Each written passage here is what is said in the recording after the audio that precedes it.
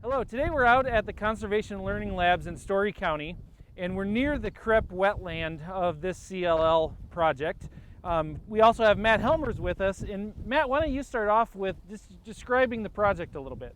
Yeah, the Conservation Learning Labs project it's a unique project. And so it's a project where we have 2 watersheds in Story County and 2 in Floyd County, really leveraging water quality monitoring that's being done by Dr. Bill Crumpton. So at each of those 4 sites, again, 2 in Story County, 2 in Floyd County, there's a wetland at the exit of each of those small watersheds.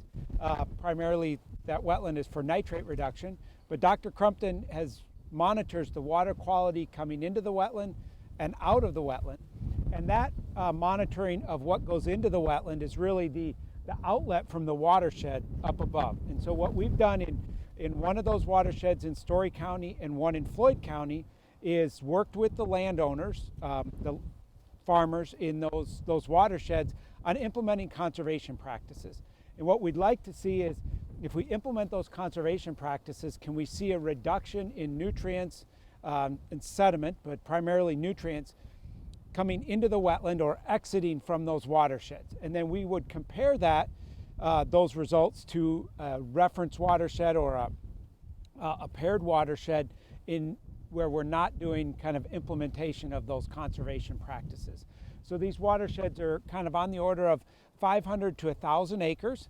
And in Floyd County, gotten about 70% of the landowners, 70% of the area implemented with cover crops. And we're down at about 40% here in Story County. But also then in some of those implementing, particularly here in Story County, some strip tillage there as well. So the project started in the fall of 2017. So we've had crop year 2018, 2019, and 2020. And then there were about 3 years of monitoring before any implementation of that from a water quality monitoring standpoint. Okay, so we had to move from the field over here, kind of a red flag day, pretty breezy, so that folks can hear us. Mark, maybe you can describe a little bit about what that producer's doing with strip till and cover crops, and then a little more broadly on some of the infield management that's being implemented in this Story County watershed. Sure. So in that field, the farmer he's been using strip tillage for a number of years. And then this fall, because he's had some experiences with cover crops in other places, this last fall he basically planted cover crops on a 30-inch center, and then he's going to come in the spring and do some strip tillage between those to plant the corn and soybeans that he's planting for there. Overall, this watershed, most of the cover crop acres are new to it, and many of the acres, the strip tillage would be a new practice into it. So this is one of those that we've really seen a pretty big change in the adoption of both strip tillage and cover crops, even though in some cases the producers or farmers have had experience with them in the past. Yeah, so I think that that field that we were just at and looking at those cover crops, we're a couple days from April 1st. They're pretty small right now, but if I'm not mistaken, he's thinking about planting green in those and then killing it. Maybe some things to think about for producers as they might be thinking about planting green. Yeah, that's a very good point. And being that we are right around April 1st here, those cover crops are going to take off in the next week to 2 weeks just because of the much warmer temperatures. So they're going to get a lot more growth on them. So that'll change the way they look. Planting green into them, in his situation where he's got them on 30-inch centers, that will make it a little bit easier. The planter is going to go through a strip tillage type operation. So it's going to be business as usual in large part for him. If you don't have the strip tillage, or if you have more of a solid seeded cover crop, then it's just making sure that planter is functioning properly. So getting the down pressure on the row units, making sure that the double disc openers are opening up and the seed furrow is able to get pushed shut.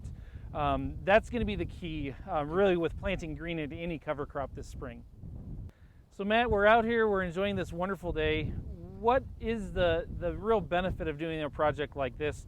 And then as you talk about that, a little bit about the difference between having fall growth versus no fall growth and what that means even in the spring. Yeah, so that's a good question. So when we worked on the Iowa Nutrient Reduction Strategy non-point source science assessment, that's a mouthful, but when we worked on that, most of the research work documenting water quality benefits, especially for infield management practices, were on plot scale. So, a lot of those on research farms. I wouldn't say, like intensively managed, but managed to try to say, get good biomass growth.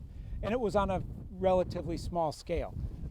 So it was certainly recognized when we worked on that there's a need for documenting the performance of these practices at a small watershed scale, or in this case, maybe at the point at which that water, sediment, nutrients are delivered to the stream.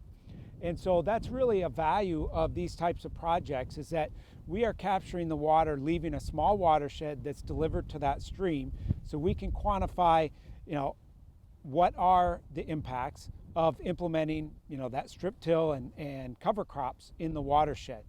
And I think that one of the things that, like you mentioned, are really important is how much biomass growth that we get. There's some studies out there really correlating the amount of biomass growth we get, above and below ground, but really above ground is what we routinely measure. Mm-hmm. Most people don't want to measure root biomass. That's no easy task, right? So we do a lot of above ground biomass. And what they found is that, you can relate that above ground biomass to a reduction in nitrate. And so one of the things to think about is, if we have something like oats growing, they only grow in the fall, and so we're going to get some growth, but then we aren't going to get that biomass growth in the spring. And so that's why, some of the research has shown that, on the plot scale, those oats might be about half as effective as something like rye, where it does not winter kill and we get that spring growth. But I really think that, as we move forward with cover crops and thinking about investing, we need to have projects like this that document what may be happening on the watershed scale, but then really looking at how much growth we get as well, because I think that's going to really relate to what we would see for a water quality impact, I think, as well from a soil quality or soil health standpoint also. So before we talk about some of the results here, we're out here in the spring. Maybe you can give a little information on kind of some tips for farmers to think about if they're using cover crops and thinking about how they manage that here in this spring of 2021. Yeah, so the spring management is really going to be dependent on if we're going into corn or if we're going into soybeans. Big differences on how we approach it. Obviously, if we're planting into corn, there's a little bit of I'll call it a detrimental effect, whether it's disease pathogens, namely Pythium, or allelopathy, or even nitrogen immobilization occurring, right? So we want to pay attention to that a little bit more. We want to terminate those cover crops 10 to 14 days ahead of planting that corn. So what does that look like? It's going to be corn or cereal rye that's roughly 8 inches tall, right? Mm-hmm. So something like that. If we're going into soybeans, like we talked about with this farmer, going to plant green into it, that is a practice. Usually we reserve that for farmers that are a little bit more experienced with cover crops. If you don't have the experience, then we look at kind of a 7-day before planting the soybeans that we want to terminate. Again, that's going to look something a little bit taller. That's probably closer to 12 inches of rye growth. The hope is again, we're trying to make it easier, going into, that rye. And we know that if that rye is yellow, there can be some issues with the planter and getting it to flow through the planter all right. Okay. So I joke that we either want it green or we want it brown. Okay.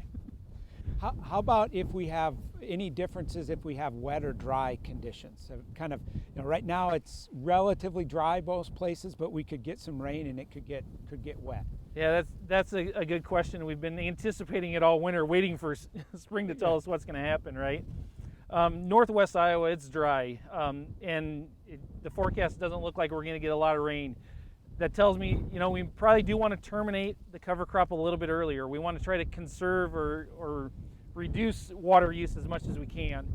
So terminating a little bit earlier is going to be, a very advantageous type of thing there. You go to the southeastern portion of the state, they've had more rainfall. We're not trying to conserve moisture there, so I think we can let it grow through a little bit longer. That helps, get more rooting action. It actually stabilizes the soil. So even though you are having to terminate it in potentially wetter conditions, the soil will be a little bit stronger, a little bit more able to withstand that extra traffic. So we know that biomass is a very important thing. It has great ties into soil health. How does this come back into play as we think about the water quality effects of it? Yeah, I think it's really important that biomass. We need that biomass to take up that residual N that's in the profile, or the nitrate that could be susceptible to loss. And certainly, as we look at the nutrient reduction strategy, we saw pretty good estimates from our plot scale work, and we now have 3 years of water quality data at these sites, and we had 3 years pre-implementation of cover crops. And to date, we see about similar kind of trends in nitrate in the watersheds where we have cover crops compared to those that we don't. So, if the watershed was higher before implementation of cover crops, it's still higher now. So we would expect, what we'd hope is we'd see it diverging, that those watersheds with cover crops, we might see lower nitrate. To date, in these 3 years, we haven't. I think one of the reasons is we maybe haven't gotten as much cover crop growth as we might in some years. So 2021 will be a good year in some of these areas, because I think we've had a little bit warmer March to get those cover crops growing a little bit compared to what we've had in some years. We may be also seeing some time lag, with kind of the water movement, although we would expect in these tile drained watersheds to perhaps see it in 3 years. So I think that's why this scale of monitoring is so critical, because we really need to be able to see, do we see the benefit that we would expect from some of our plot scale research. As a follow-up to that, Matt, how many years, you said we have 3 years pre and now we're into 3, how many more years do you think we need to know to kind of get at, is it a biomass thing, or is it just a lag period? Yeah, that's a great question, and I don't know the exact answer to that, but I think we'd at least try to collect a couple more years of data, so we have 5 good years of data. But even after that, I think it would, maybe we can get up to 10 years of data on this, and also see, in years, there may be some years we get a lot more growth, and do we start to see any impact in those years? It might give us a little information about how much growth we need to see an impact at this scale.